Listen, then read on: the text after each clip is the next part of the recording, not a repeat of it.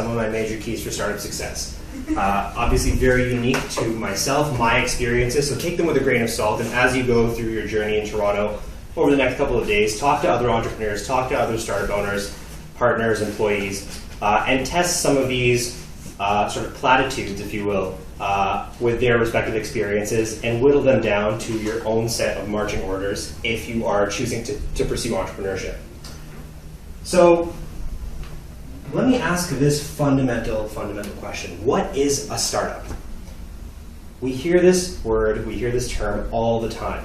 We're lionizing the likes of Mark Zuckerberg and Elon Musk, and we see startups pop up here and there. We have a new term called unicorn, which describes billion-dollar businesses and bigger.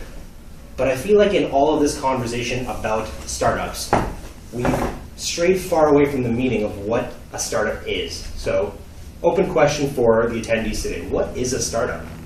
How do you define a startup? Anyone want to take a stab at it?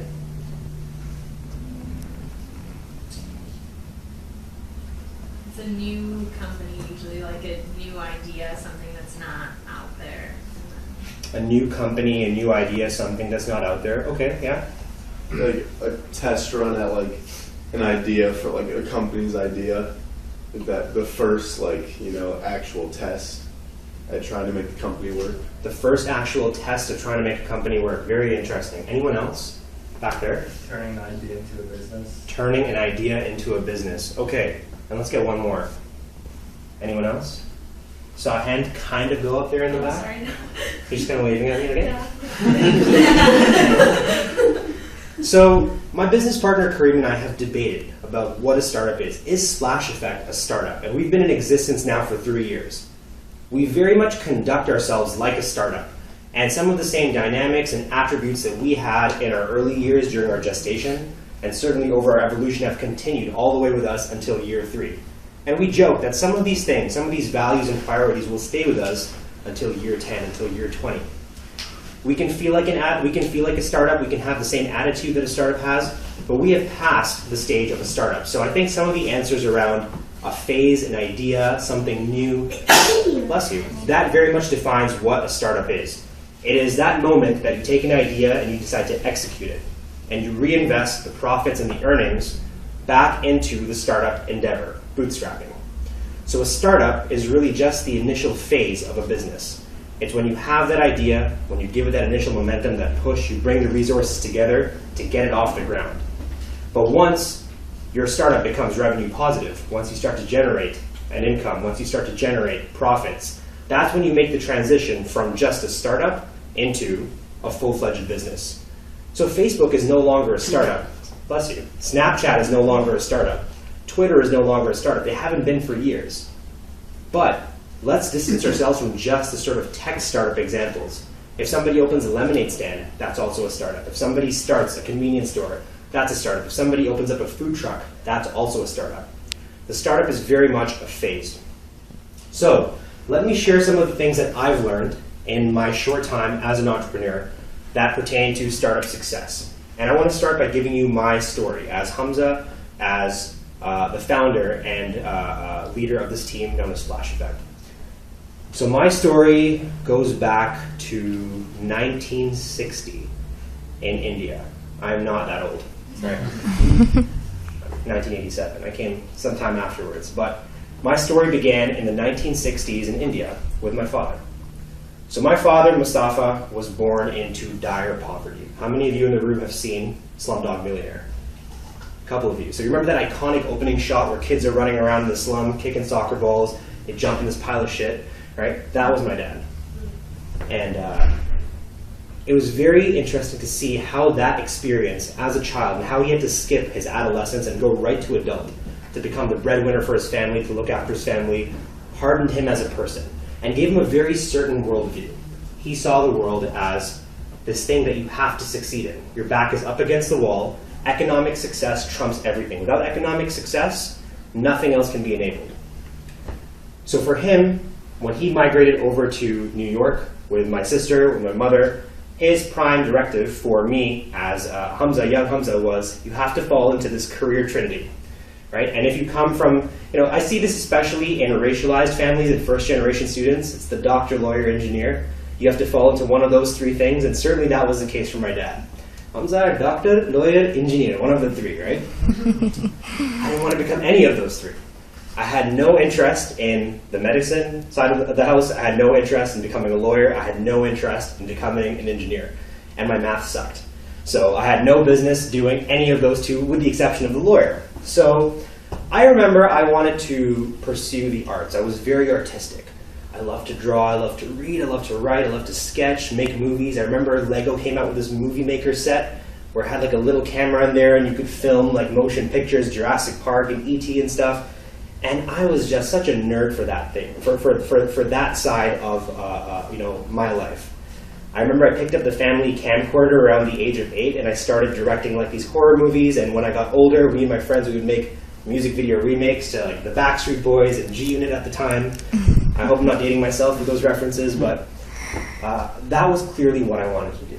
I wanted to pursue the arts. Now, of course, that wasn't an easy option for me as a first-generation student, as a racialized minority growing up in a lower middle-class background, lower middle-class home where my father had very steep aspirations for my sister and I.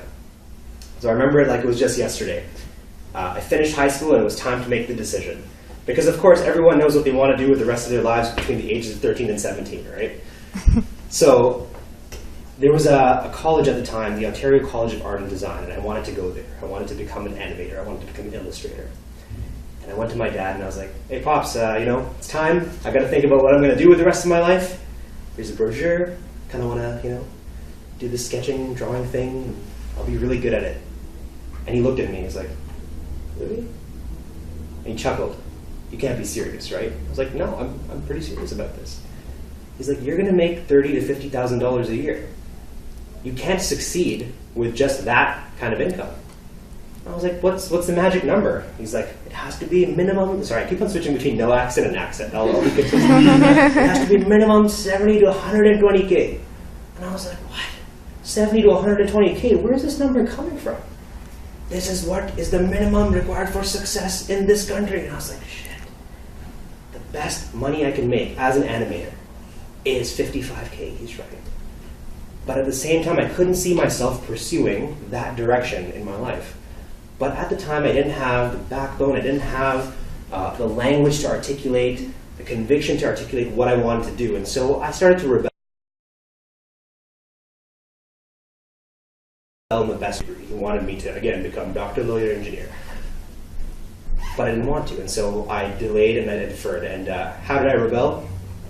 Got no tattoos, I didn't engage in any sort of risky behavior. I stayed at home and played a lot of Xbox. That's what I did. Halo 1 or Halo 2 was out at the time. I would just play video games. I would skip school. I would just bunk every responsibility I had and stay at home and play video games. And one day my father comes home. He sees me at home, just bag of Doritos, Mountain Dew, just going off. What the hell are you doing? Kicks my Xbox. I'm like, whoa, why'd you do that? Like, save game, I was playing on Legendary. It was just bad news everywhere. I didn't come to this country so you could sit around and do this shit. And I was like, oh man, he's getting serious right now. Like, Pops, I don't want to go to university. I don't want to become a doctor. I don't want to become a lawyer. I don't want to become an engineer.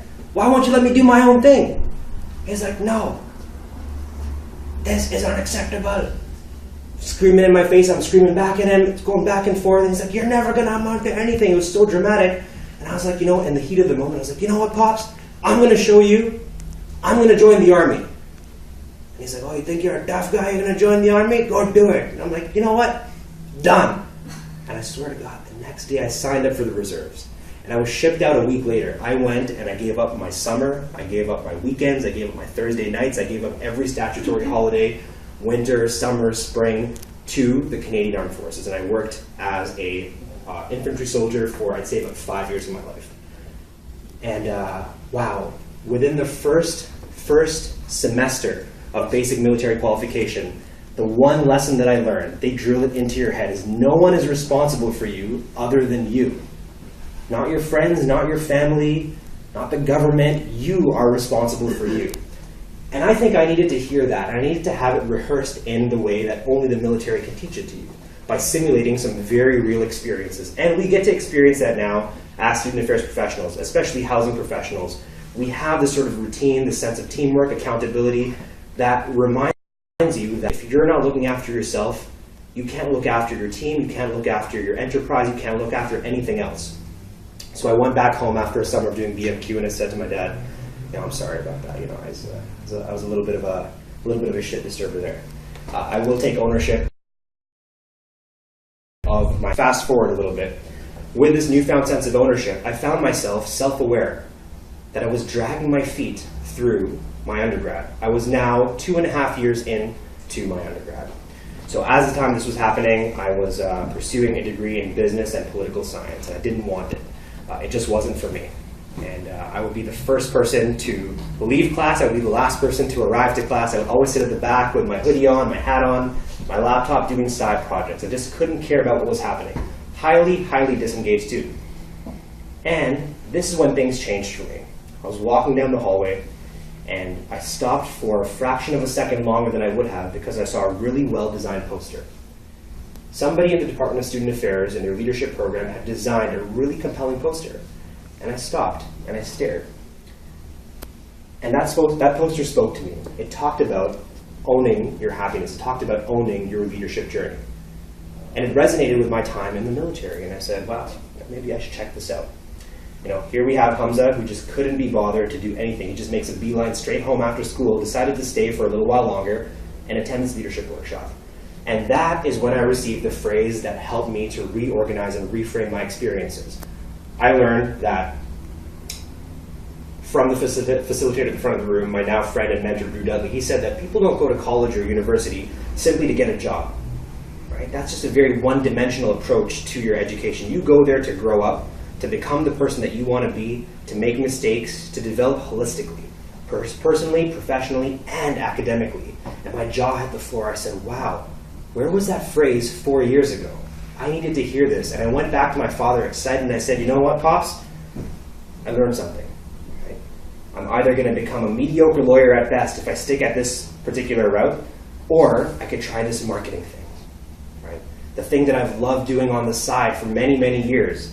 Design, Photoshop, videography, photography, so on and so forth. I didn't know it was called marketing at the time, but I said, there's this thing that I'm really good at, that I can make money from.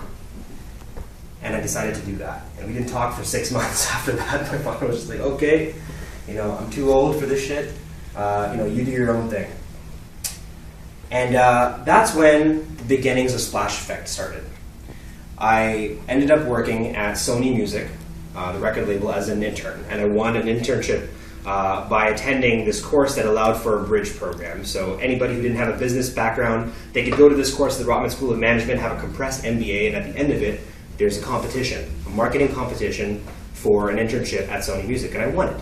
Because of course I've been preparing my entire life for this. Oprah said that luck is when opportunity meets preparation, and I've been prepared for a long time for that one opportunity, and I seized it.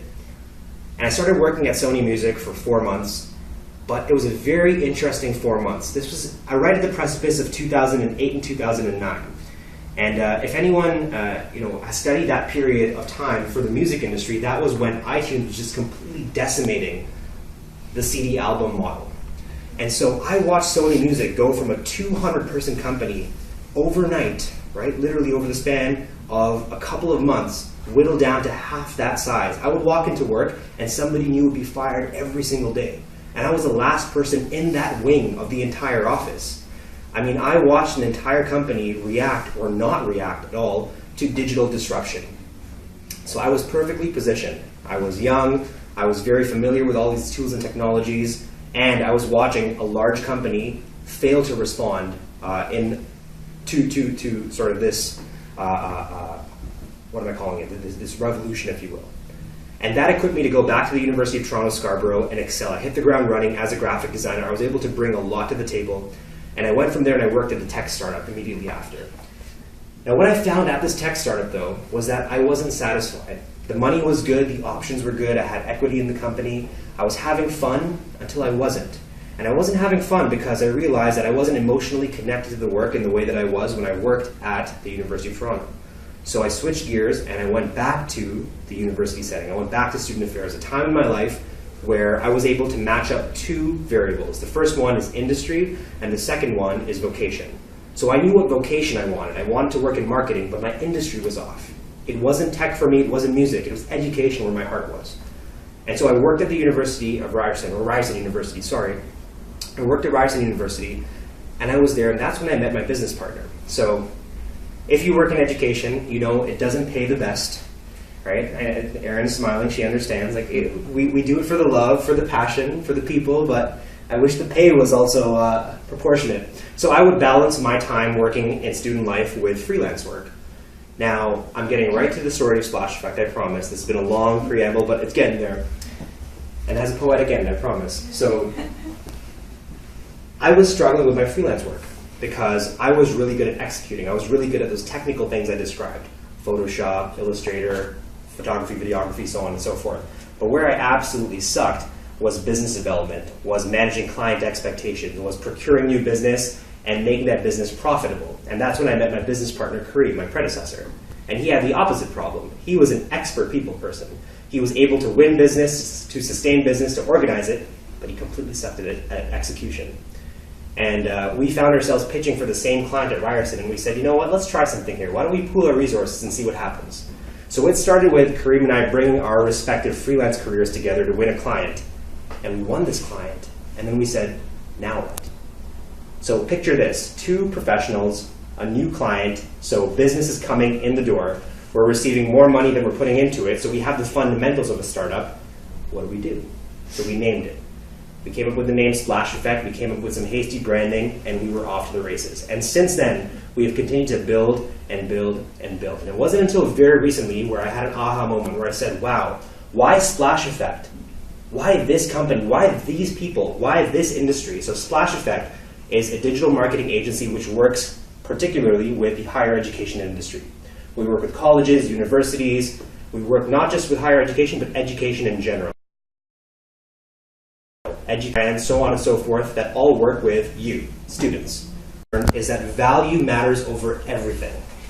What does value mean to you? What is value?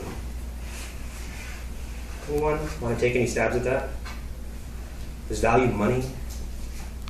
Yes? No? How do you define value in a business context? I mean, you can be like market value. Market value? Or you can be like intrinsic value. Market value, intrinsic value. How would you define intrinsic value? Something that has personal worth to you. Personal worth, right? Anyone else have any alternative definitions to value in a business setting? So what is the value that Facebook creates, for instance? I hope none of you are paying for Facebook, right? Facebook is a free service. No one here is paying for Facebook, because if you are, you're getting scammed. What is the value that Facebook creates? An outlet to connect with people who you may not otherwise see.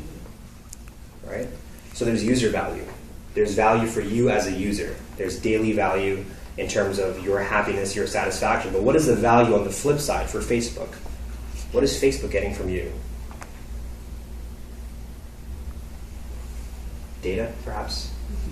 Right? And what are they doing with that data? They're passing it on to advertisers. And advertisers are paying a different kind of value, monetary value, for access to that information. I've learned that the business, the fundamental, maybe even just equation for a business is less money in for more money out. That's it. And even if your business does not exist for the sake of revenue generation, there is other kinds of value that you are generating. Happiness, satisfaction, right? For nonprofits, it is triple bottom line value. It's people, it's results. So whether you are a product, whether you are a service-based industry or organization, what you need to do is just continue to generate value and reduce the amount of value that's spent in the generation of that value. Once you're able to have a disproportionate amount of value out of your door, that is when you make the transition from startup to business. And so you're always striving to keep the value out greater than the value in. And that is the fundamental of going from startup to business. You've also got to accept the sacrifices. So startups aren't for everyone. And I think we need to wean ourselves off of this glorification of the founder, of the CEO. I know for a long time I was just really sick of it because I was working in the corporate side. I was working in the education side. And all the students that I was working with most of them were just so caught up in this myth of I need to become my own boss, I need to become a founder, I need to become a CEO. But heavy lies the head that wears the crown, so to speak. And it's not exactly a golden crown. Sometimes it's a really heavy, and in some cases even a thorny one. You have to accept the sacrifices, because if we define sacrifice as the process of diminishing or deferring immediate happiness for the prospect or promise of long-term sustainable happiness, it takes a certain kind of person to put up with the stress and adversity to last through that entire process. And I read a recent stat that said 3 out of 5 businesses fail. 3 out of 5 businesses fail within the first 5 years. So that's a lot more failures out there than there are success stories. And Splash Effect is a small success story. We're not a wildly successful company. We're no Facebook, we're no Snapchat, we're not even close. But there are hundreds, thousands, and millions of startups just like Splash Effect that have made that transition from a modest, humble, and healthy revenue target to a place where we have value as we define it. So someone here said value is defined by the person. It's very personal. For us, it's the team's happiness, it's our customers' happiness, and it's the happiness of the students that we service indirectly. So you have to accept the sacrifices as a founder. Now, sometimes we have these bright ideas, and there's a total of 12 major keys here. So I'm going to speed through this because I do realize we're a little short on time. So this is 4 out of 12. Do it better, faster, or cheaper. And this is what I mean by that. Sometimes we have these bright ideas. We're in a meeting, we're hanging out with some friends, and we're like, what if we had an app that you could press a button and a cab comes to you instead of you hailing a cab. And then you take that cab and go wherever and it's prepaid. And then someone's like, hey, but that's Uber, that's Halo. And you're like, shit. Don't be disheartened by those moments. As long as you can do it better, faster, or cheaper, you will be fine. You don't have to be the first out of the gate. You don't have to be the bigger one. You don't have to be the more well-resourced one. As long as you can figure out a way to replicate a business by doing it better, faster, or cheaper, and in some cases 2, or some cases 3, you're going to be just fine. If somebody said to me 3 years ago, Hamza, don't create Splash Effect because there are already hundreds and thousands of agencies, I would not be here with you today. But I decided that we can do it better, especially if we focus on this niche of education. Develop resilience. I cannot stress this enough. So major key number 5 is to step outside of your comfort zone little but often. You don't have to constantly be outside of your comfort zone all the time, so far to the point where you can't come back. That is a recipe for burnout. If you're always burning the midnight oil, if you're always burning the candle on both ends, if you're always giving it 110%, you will, I guarantee it, you will burn out. This happened to me multiple times in my personal and professional life. What you do want to do is take Eleanor Roosevelt's mantra of do one thing every day that scares you. And simply starting a business and simply just enduring the sort of day-to-day stress that comes with running a business and finding ways to diminish it and react to it allows you to develop the resilience necessary for the larger, bigger challenges ahead of you. And practice agility. So agility is the speed by which you can respond to stress. So if resilience is your ability to withstand stress, agility is your ability to dodge stress and to move past it quickly. Building a business is an iterative process. And what I mean by that is you will have to make changes all the time. Our mission, vision, values, while set for the next 5 years, might change tomorrow. They might change the day after. They might change this afternoon. And we have to be nimble enough as a business to make those movements. There is no, I think Sun Tzu says it best. There is no instance of a nation benefiting from prolonged warfare. Once again, there's no instance of a nation benefiting from prolonged warfare. There's nothing there's no glory in sticking to a business plan and sticking to a series of practices that are clearly not working. You have to pivot. You have to move. And especially as a startup in this day and age, you have to get really, really agile with it. And you don't have to do it alone, folks. You absolutely don't have to do it alone. Find a co-founder. Find some partners. Find some volunteers. Part with some equity and bring on some employees. The old African proverb says, if you want to go fast, go alone. If you want to go far, go together. And that is so true of the startup world. I was very much a lone wolf when I worked as a freelancer, when I worked in education, but I truly learned the value and appreciated the value of a team when I came to Splash Effect. There's only 160 hours in the week, 24 hours in a day. Of that time, some is siphoned off for food, for just myself, for sleeping, for relationships. which leaves me with a very limited capacity to actually do the work. But if I bring more people on, we have combined capacity, we have combined ability, and we're able to get more done with fewer resources. Do things that don't scale. I absolutely love this, and I learned this from all people from my father. So my father ran a small business, and he ran a small business in a store, in a building that had multiple competitors in there.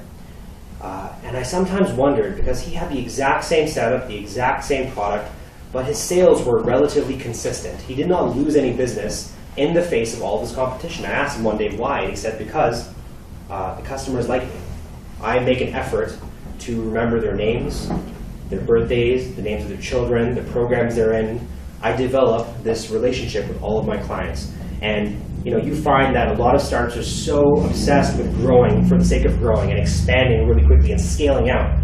But it's the small things like handwritten notes, like sending somebody a message on their birthday, celebrating an anniversary of the start date of an account, that goes a long way. We are still, at the end of the day, people in businesses. So when people say, B2B marketing, business-to-business marketing, that phrase doesn't sit well with me, because it's really H to H, it's human-to-human marketing. You don't do business with a business, you do business with another human being. And so you need to really prioritize doing small things that are labor-intensive, not necessarily, but things that don't scale. You can't scale handwriting notes. You can't scale sending a celebratory cupcake to someone. So practice doing that, and I promise you it'll go a long way. Go further, not faster. Remember that the reason why you started a company in the first place is not for a quick exit. If you started for a quick exit, you were in it for the wrong reasons, folks. You will become wealthy, you might become rich, you might become wealthy, but you won't be satisfied. The real satisfaction of starting a business comes from taking this voyage from cracking a bottle to going the distance. So you remember, you're going to sometimes have to make the sacrifices that allow your team and your enterprise to go further rather than faster. And coming to an end, three remaining major keys. Number 10 is design matters. So design isn't just something. Design is the only thing. Think about the respective experiences that you've had at stores, online. Design is that thing that keeps you engaged, that gets you hooked, that allows you to come back time and again and repeat those experiences. It could be as simple as going to Starbucks. Like Starbucks is a well-designed experience. The Apple Store is a well-designed experience. Somebody or a group of people have put a lot of thought into the very small things that put you in the optimal mind state for consumption, for interaction, for engagement. Think about the way that you're going to design your respective startup, and I promise that design can be your competitive advantage. There's so many businesses out there that are very profitable, very wealthy, that you can do better just by virtue of better design. So invest in learning those skills and surrounding yourself with people who have design skills. Become the great exhilarator. Hands up if you are an introvert. A couple of you. 1, 2, 3, 4, 5. I'm a major introvert, to the point where I want you guys to stay here. I want you folks to stay here, but you're going to leave soon. And as soon as you leave, I'm going to collapse and hide underneath my desk and go to sleep. Right? Maybe not underneath my desk, maybe on the couch. But introversion is not necessarily shyness. It's not necessarily being antisocial. It's just about your response, energy-wise, to interactions with people. Now, why is an introvert at the head of this company? There's people in this company, and day-to-day I'm interacting with people. That's because I have to be what I call the great exhilarator. And as a founder, as a founder of a company, you must also practice being what I call the great exhilarator. And what is that? That means no matter what, in the face of all odds, you have to be the most passionate, enthusiastic, happy, outgoing, personable person on your team. Because your team, whether you like it or not, is looking to you to model behavior. They're looking to you for enthusiasm. They're looking to you for informing their mood of the day and opinions on certain subjects.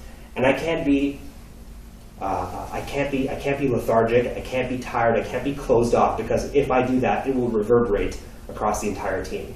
I have to walk into work every day with a pep in my step, with a smile on my face, and say, "Hey, team, let's do this." Right? I have to be the one that catalyzes the emotion, the energy in my team. And folks, last but not least, one that I swear by: solve for the customer. What do I mean by this? If you want to succeed at your respective startup, you need to be intensely and acutely focused on the needs of the end user. So in the case of Splash Effect, The end user is the student. The end user is the consumer, the person coming online, the person interacting with the brand on Twitter, on Facebook, and whatnot. 9 out of 10 times, all decisions will be clarified if you can reframe the conversation around the end user. If you're having a debate with your client, if you're having a debate with your co-founder, with your partners, if you just focus on the end user, I promise you that you will be able to clearly see what needs to be done. Our needs, our behaviors, our expectations are always changing. Make sure that you are finding ways to always design for making the experience of the end user better, faster, seamless, easier, more pain-free. That, folks, is my 12 major keys for startup success. Thank you for your time. Thank you for